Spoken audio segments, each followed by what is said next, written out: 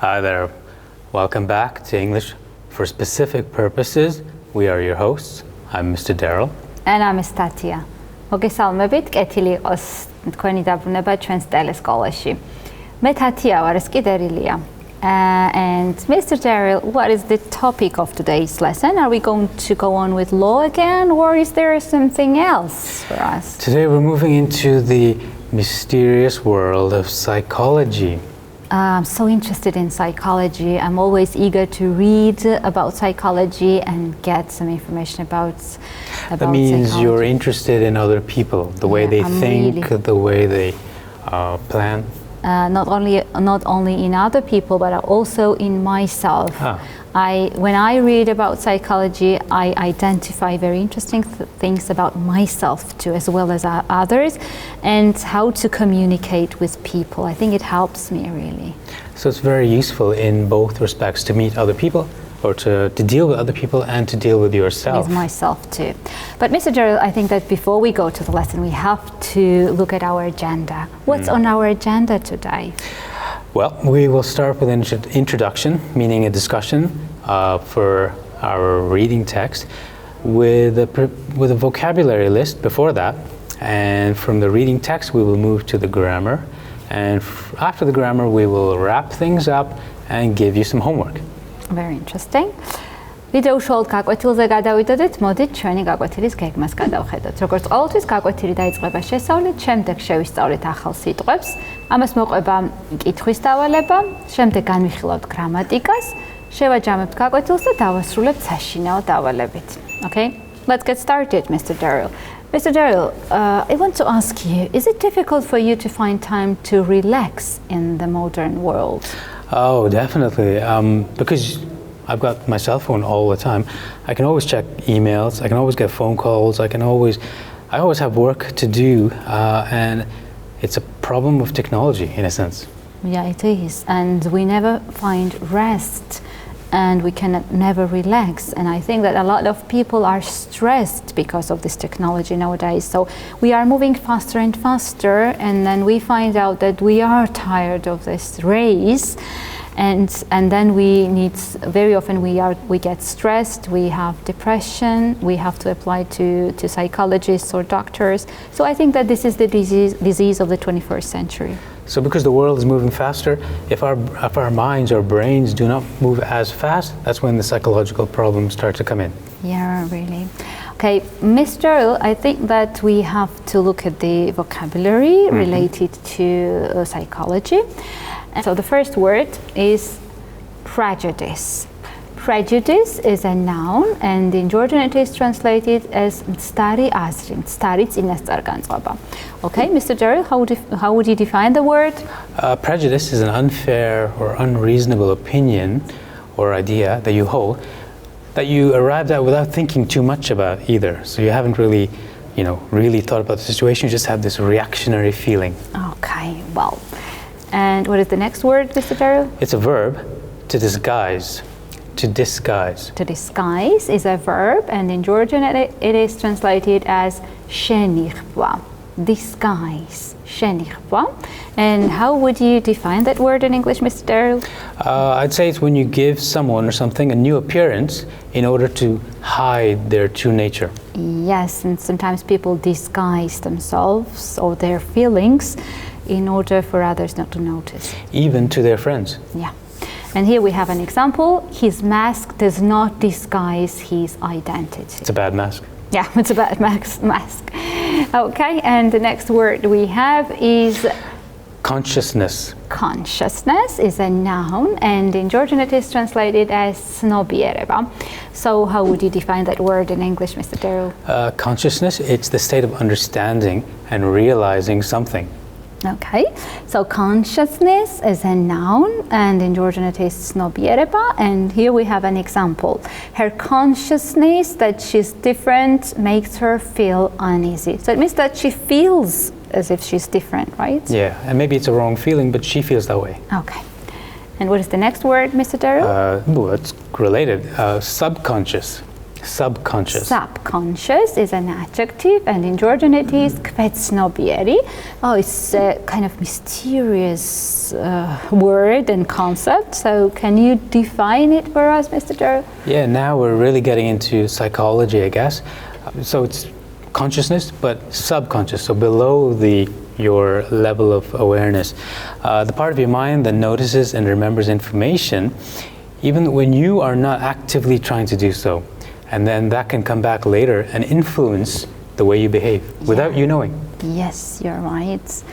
And I think that psychology studies subconscious world of people, I think. It's the most interesting thing for psychologists, maybe. Yeah. So subconscious is an adjective, and inordinate means kvetnobieri. And we have an example as usually. The memory was buried deep within my subconscious. Maybe it was a bad memory and they buried it deep within themselves. And the next word we have is self-esteem. Mm-hmm. Self-esteem is a noun, and inordinate means tviche paseba. How would you define that word, Mr. Dero? It's a very good word. It's a good thing to have. Belief and confidence in yourself and your abilities. Yes, and it's very good when you have high self-esteem, yeah? Mm-hmm. Rather than low self-esteem. No. Okay, I think that people who have low self-esteem are not very successful in life. It's hard to be. You can't be successful if you don't believe in yourself. Yeah. So self-esteem is a noun, and inordinate means tviche paseba. And here we have an example. She has very low self-esteem. It means that she thinks that she's not so good. Okay. She might need to see a psychologist. Yes, for sure. Okay. And I think that we have finished the words, and it's fun part. We have to find. We have got some sentences with gaps, and we have to find the right match. I will read it for you. Unemployment can cause feelings of inadequacy and low self-esteem. Self-esteem, you are right. And the next one, and I will try. Please read it for me. She couldn't something, the fact that she felt uncomfortable. Okay, I can guess that I need a verb here. And the verb which I need here might be disguise. Mm-hmm. Very good. She couldn't disguise the fact that she felt uncomfortable, so she wanted to hide it, but she couldn't. She couldn't. Well, and the next one, you should liberate the mind from... as we talked about, you should be free from thoughts that you haven't thought about. Well, prejudice. Yes, you're right. Absolutely right. Here we have prejudice. You should liberate the mind from prejudice. And 2 words and 1 sentence, an easy job.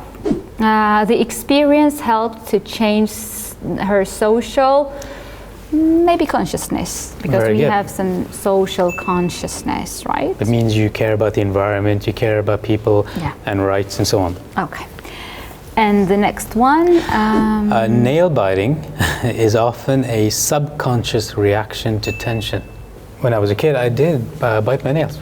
Really? Mm-hmm. So was there like anything kept in your subconsciousness? I don't know. If it was buried deep. Yeah, very deep. Okay, well, and I think that we have finished with this exercise, and it's time to move to reading part. Yeah. But in order to prepare for the text, we have to learn some more vocabulary, okay? And let's look at our set of vocabulary, and the first word we have on the list is behavior. Behavior is a noun, and in Georgian it is translated as ktseva. And how would you define the word in English, Mr. Dero? Behavior is a particular way of acting. Okay, so some have good and some have bad behavior, okay? Mm-hmm. Well, so behavior is a noun, and in Georgian it is ktseva, and here we have an example. This approach can identify common behaviors and their causes. Well, what is the next word, Mr. Dero? It's an adjective, and it is devastated. Devastated is an adjective, and in Georgian it is ganadgurebuli. Oh, very sad word, isn't it? So you feel devastated when something bad happens in your life. Mm-hmm. Okay. You feel very shocked, very upset. Yes. So devastated is an adjective, and in Georgian it is განადგურებული. And here is the word in the example sentence. She was utterly devastated when her husband died. So usually when somebody dies around us, especially some close people to us, we are really devastated. Okay, and the next word is to admit. To admit is a verb, and in Georgian it is translated as აღიარება. Okay, how would you define that word? Well, it's when you agree that something is true, but most especially when you don't really want to. And then kind of when you're forced to, you have to admit that something is true. Okay, so to admit, a verb, and in Georgian it means აღიარება. And sometimes we have to admit that we are guilty. Okay, and I think that is a good thing when you admit that you are guilty, if you are guilty, rather than deny your just guilt. That's true, unless you can escape like a bank robber or something. Okay, yes. So to admit, and here is an example sentence, I was not entirely honest with him, I admit. Okay, and what is the next word, Mr. Derill? A very positive word, an adjective, trustworthy, trustworthy. Trustworthy is an adjective, and in Georgian it means sando dobis ღირსი. So it's very good when you are trustworthy, right? It's when you're deserving of trust. Yeah. Okay. And here we have an example. In this job, we need someone who is entirely honest and trustworthy. Okay, so the person who we can trust, right? Maybe an accountant. Yeah. And we have one more word, and the word is core, and core is an adjective, and in Georgian it is მთავარი ძირითადი. So is the meaning of core main or major? The most basic and most important part of a thing. Okay. So core, adjective, and meaning is მთავარი ძირითადი. And here we have an example. The notion of love is one of the core values of our civilization. So such a good example, right? Think of all the writers and poets that have written about love. So it is a core value of civilization. Yeah. And I think that we have finished with the words. We are ready to read the text, but before we read the text, let's discuss some of the questions, okay? So today, the text we are going to read about is about identity. So let's think. When people talk about identity, what do they usually mean? They talk about what makes you you. Thatya, for example. What makes me me is my religion. My nationality, the place of birth, and my values. And what about you? So all you listed all inner qualities, not your perhaps outward appearance. No, but that might be an identity as well. Yeah. Okay. And what about you? Same. I would have to agree. My beliefs, let's say religious beliefs, my interests as well. Yeah. My hobbies. Yeah. These things define you. Makes you, right? Okay. And how has your identity changed in the last few years? Well, that's an easy question for me. I've spent the last few years in a foreign country.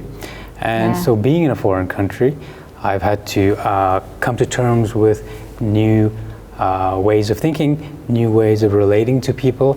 So my identity probably has changed. A little bit, right? Yeah. Okay. Now let's read the text, but before we read the text, we have some questions. And I want you to pay attention to the questions, and then let's read the questions and get ready to find the answers to these questions at the end of the reading. The text. Okay? What changed in high school that changed Alfred's identity? This is the first question. Second, what are some values that Alfred writes about? Next, why was high school difficult time for Paul? And the last one, how did choosing different friends change Paul's life? So pay attention to the questions now and then listen to the text and try to memorize the answers. Let's start with the text.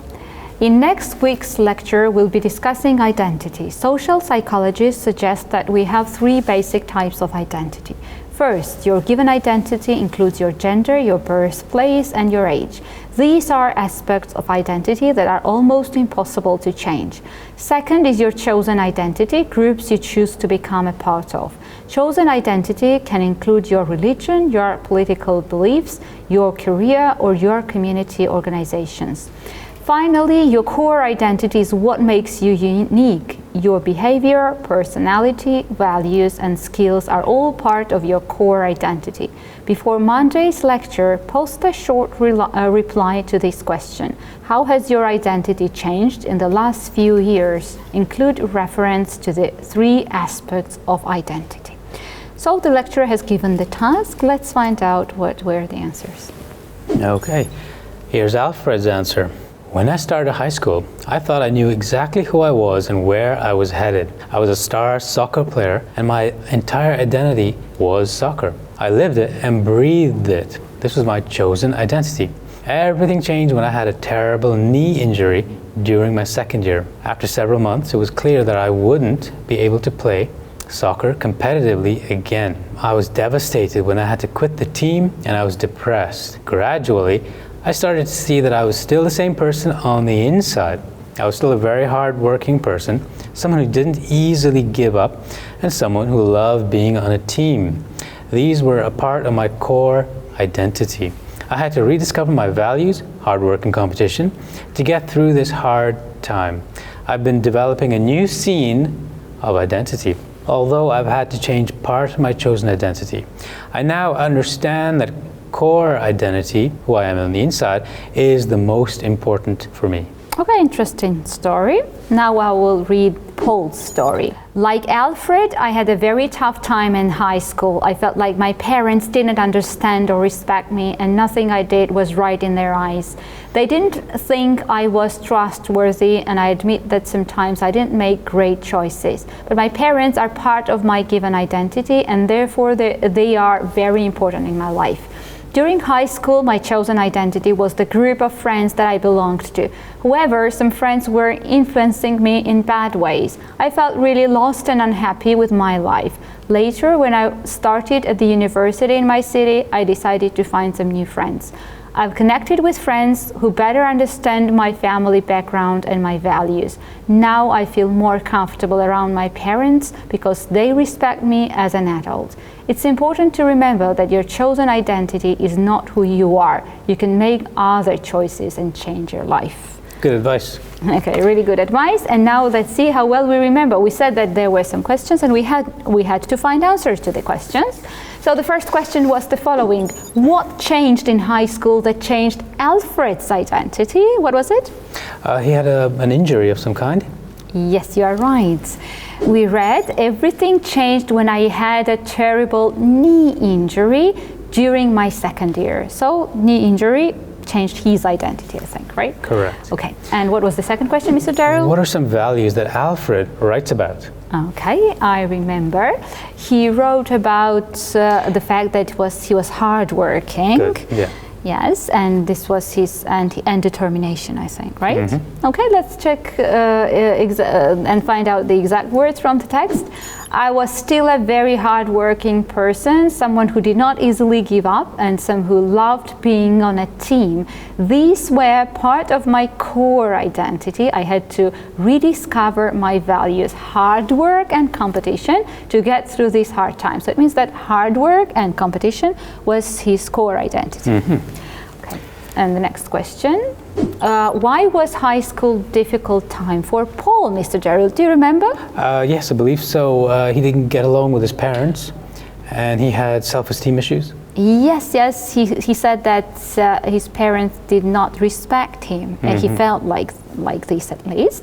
You are right, and we read, I had a very tough time in school. I felt like my parents didn't understand or respect me, and nothing I did was right in their eyes. They didn't think I was trustworthy. Terrible childhood. Yes, okay. And the last question, Mr. Derill? How did choosing different friends change Paul's life? I think that it changed for better. So his self-esteem improved, and he thought that he was respected by parents. But let's read exactly what the text told us. I've connected with friends who better understand my family background and my values.